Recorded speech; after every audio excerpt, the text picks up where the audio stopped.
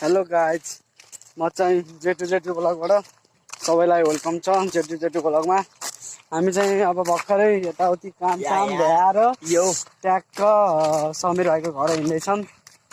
समीर भाइको घर गएपछि फेरि अब खेल्ने सानोमा क्रिकेट कोच भाषी गएर चाहिँ क्रिकेट सिकाउन जानेछन्। जसलाई क्रिकेट सिक्न मन लाग्छ श्री शान्ति नमुना सेकेन्डरी स्कुलमा आउनु होला।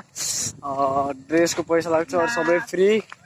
जेठो चोइस यहाँ जहाँ चोर्नी नहीं हो कि पाइएन खुट्टा नहीं हिले देखो गाइस, ऐसा होता है कभी कभी, कोई बात नहीं। हमारा चोरना गएकोमा हमारा नि पाइएन खुट्टा नहीं हिले भन्न यो गाइस कभी कभी होता है यार, ऐसा कोई बात नहीं। भन न बस एक बात बताना, एक हमारा दोस्त है अमृत, मतलब उसने घर में, और तो बात छोड़ो, घर में गर्लफ्रेंड लेके गया, इतना आराम से जी रहा है। क्या बात बताओ, जलन फील हो रहा है कि कब जाऊं कब क्या करूं पता ही नहीं चल रहा है भाई। अब तक समीर भाई के घर जब आएंगे वो टाइम में व्लॉग बनाएंगे।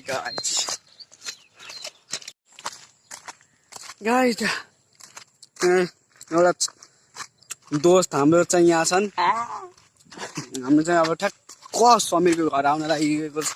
जुमाले देखाउने कि घर होइन, घरै लिएर जाने कि हिँड न, कत्रा हिरो कि कपाल गाडेर अब एउटा केटी पट्टाउँछ भन्ने सोचमा त छैन।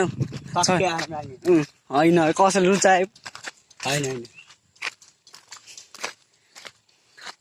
यो चाहिँ तिलोटामा 5 मणिग्राम टक्क यहाँ हाम्रो घर जाने बाटो। गाइज